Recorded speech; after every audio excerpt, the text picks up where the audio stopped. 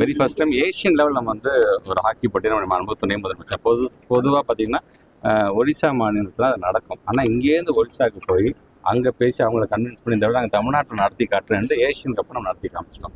So அதோட அடுத்த கட்டம் இப்போ பார்த்தீங்கன்னா ஒட்டுமொத்த உலகமே நம்ம திரும்பி பார்க்கின்ற அளவுக்கு சென்னையிலையும் மதுரையிலையும் உலக நாடுகளை சார்ந்தவங்களாம் வந்து இந்த ஹாக்கி போட்டியில் வந்து கலந்து கொள்ள இருக்கிறார்கள். ஒரு மிகப்பெரிய ஒரு வாய்ப்பு. ஒட்டுமொத்த உலக பார்வை நம்முடைய தமிழ்நாட்டின் மீது, தமிழ்நாட்டுக்கு பெருமை என்று சொன்னால் ஒட்டுமொத்த இந்தியாவுக்கே பெருமை தருகின்ற ஒரு நிகழ்வை நாம் நடத்த இருக்கின்றோம். அதில் ஒரு பகுதியாக இந்த டிராஃபி, உலகக்கோப்பைக்கான டிராஃபி ஒவ்வொரு மாவட்டமாக நம்முடைய மாண்பு துணை முதலமைச்சர் சென்னையில் ஆரம்பிக்கப்பட்டு ஒவ்வொரு மாவட்டமாக இன்னைக்கு வந்து தஞ்சை, அடுத்த அரியலூர், பெரம்பூர், திருச்சி என்று செல்ல இருக்குது. நிறைவாக நம்முடைய மாண்பு துணை முதலமைச்சருடைய கரங்களுக்கு இது செல்லவிருக்கின்றது. ஸோ அது இந்த 28ஆம் தேதியிலேருந்து அடுத்த மாதம் 10ஆம் தேதி வரைக்கும் கிட்டத்தட்ட 72 மேட்சஸ் நடக்க போகுது. 41 மேட்ச் சென்னையிலும், 31 மேட்ச் வந்து மதுரையிலும் நடக்க இருக்கின்றது. ஃபைனல்ஸில் நம்முடைய மாண்பு தமிழ்நாட்டு முதலமைச்சர் கலந்து கொண்டு பரிசுகளை வழங்குகிறார்.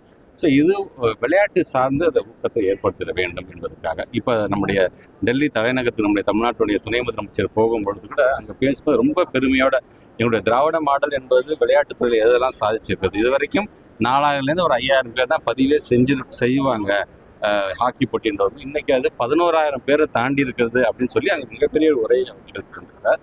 தலைநகரத்துக்கு சென்றது ஒரு பெருமை. ஒட்டுமொத்தமாக இந்தியாவினுடைய விளையாட்டு தலைநகரமாக தமிழ்நாட்டை மாற்றிக்கொண்டிருப்பது இன்னொரு பெருமையாக அதை நாம் பார்க்கின்றோம். அந்த முழு கிரெடிட்டும் நம்முடைய மாண்பு முதலமைச்சருக்கும் நம்முடைய துணை முதலமைச்சரும் சேரும் என்று எனக்கு தெரிஞ்சு. மழைக்காலம் தொடங்கியிருக்கு. பொதுவாகவே வந்து ஒரு மழைக்காலம் என்று சொன்னால் நான் ஏற்கனவே சொன்னதுதான்.